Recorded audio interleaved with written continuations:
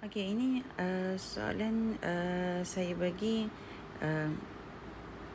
dia minta untuk awak resolve each vector kepada komponen vektor X dan komponen vektor Y.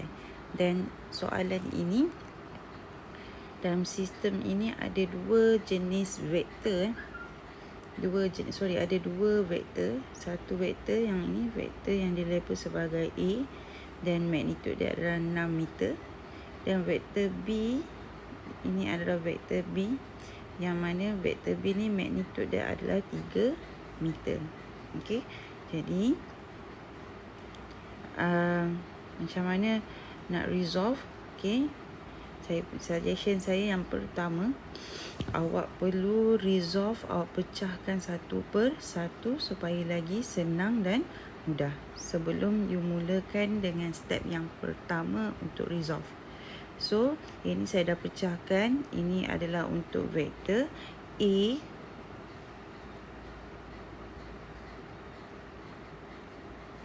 Okey, dan ini adalah untuk vektor B. So, saya pecahkan dan setiap vektor saya lukiskan koordinat ataupun aksis X dengan Y. Okey, so kita resolve dahulu vektor A. Okey, so macam biasa, step yang pertama, step 1 adalah you perlu resolve vektor A kepada komponen X. Step 1, bawa dia daripada dia sengit, jadikan dia sebagai melintang. Jadi dia punya okay. So step yang kedua, you need to draw komponen vektor A untuk X. Komponen vektor X untuk A kena draw supaya kita tahu dia pergi arah mana. Okay,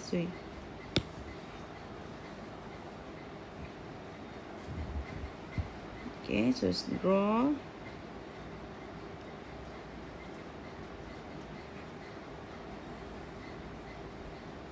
Selepas draw, tolong label A, X. Label Itu step yang pertama. Dan step yang ketiga adalah you kena buat equation. Sebab dah draw, boleh buat equation. So X sama dengan positif ataupun negatif. So dalam kes ini, saya tukar color.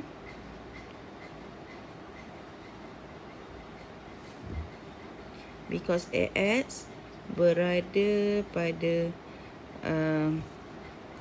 negatif x-axis, jadi ke arah negatif x-axis, so kita letak dia negatif.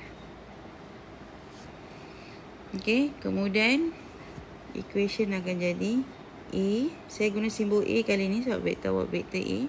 And then nak tahu dia cos ataupun sin, awak tengok dekat sini, AX tidak menyentuh area of theta. Area of theta yang ini. Saya cuba colorkan area of theta. So this is area of theta. Okay. So AX tidak menyentuh area of theta. So bermaksud kita akan guna sin.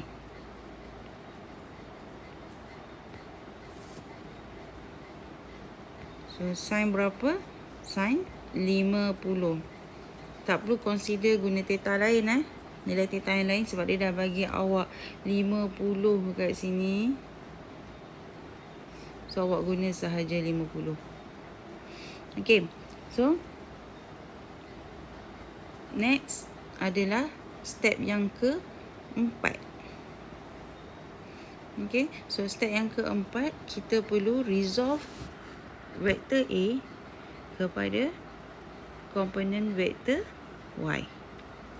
Okey. Step yang keempat. So kita akan resolve. Saya bawa, bila kita jadikan dia menegak, daripada dia sengit, kita bawa dia menegak vertically upwards, dia akan pergi arah atas. Okay, dan kita labelkan dia sebagai A. Dan boleh terus buat equation untuk step yang kelima.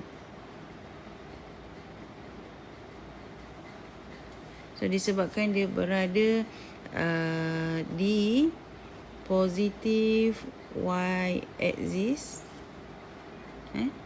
so dia punya equation akan jadi positif. And then A. Okay, nak guna cos ataupun sin, awak tengok sekarang ni AY awak menyentuh area of theta. Dia adjacent to the theta lah. Saya guna ayat adjacent. So dia akan jadi cos.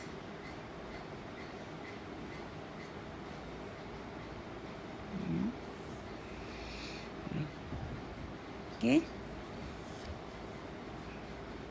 Jadi dah dapat masukkan sahaja nilai. So AX dah dapat equation. So AX sama dengan negatif, berapa nilai A yang diberi adalah magnitude dia adalah 6. So sin 50. So ini awak boleh cari berapa nilai dia. Dan AY pun kita boleh tahu magnitude of AY, komponen vektor AY. Okay, komponen vektor Y untuk A dia jadi positif 6 cos 50. So awak akan dapat berapa nilai dia.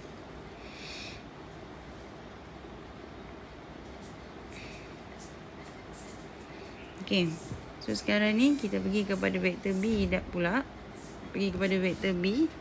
Okay, so dah habis dah habis resolve vektor A. Kita pergi pada vektor B. Dan vektor B ni pun kita tahu dia ada 2 dimension sebab dia berada di tengah-tengah antara komponen vektor X dengan komponen vektor Y, dan dia ada degree. So it means that vektor B ini perlu juga di resolve kepada vektor X, kepada komponen vektor X dan juga kepada komponen vektor Y. So macam mana nak kena resolve? So kita ulang balik step yang kita dah buat dekat vektor A. So step yang pertama adalah resolve kepada komponen vektor X. So maksudnya daripada sengit, kita jadikan dia melintang, dia akan pergi arah sini.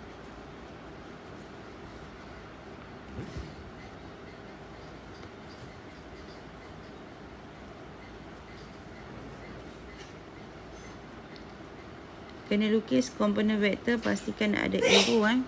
Sebab komponen vektor juga adalah vektor, so dia mesti ada arrow.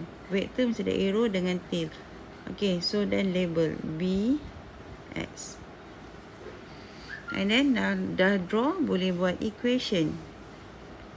So BX sama dengan, so positif ke negatif. Okay, kita berada pada step yang kedua. To determine positif atau negatif, tengok dia berada pada vektor yang mana.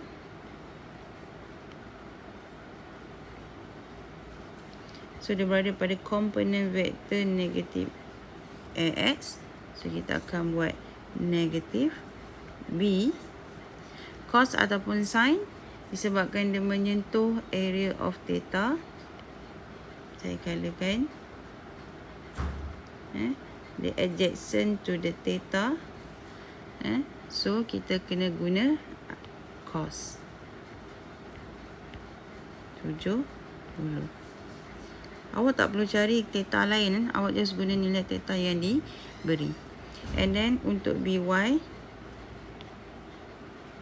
itu step yang ketiga, settle. Then step yang keempat. Step keempat, resolve kepada Y axis ataupun komponen vektor Y. So saya resolve daripada dia sengit, saya bawa dia jadi menegak. So dia akan jadi menegak ke bawah.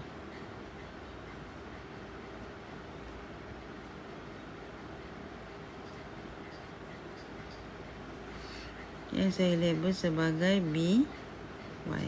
So ini tak cantum. Okay.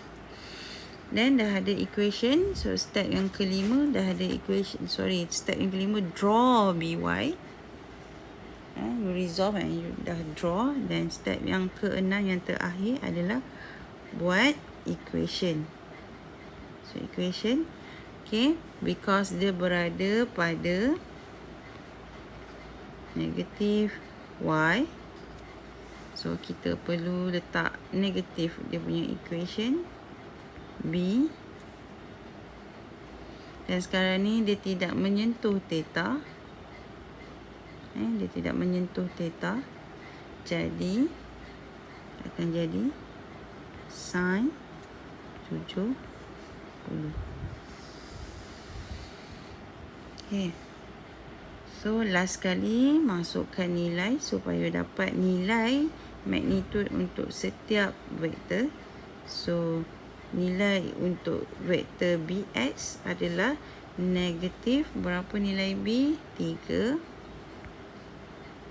cos 70. So ini awak boleh tahu berapa nilai dia. Kemudian vektor BY negatif 3 sin 70.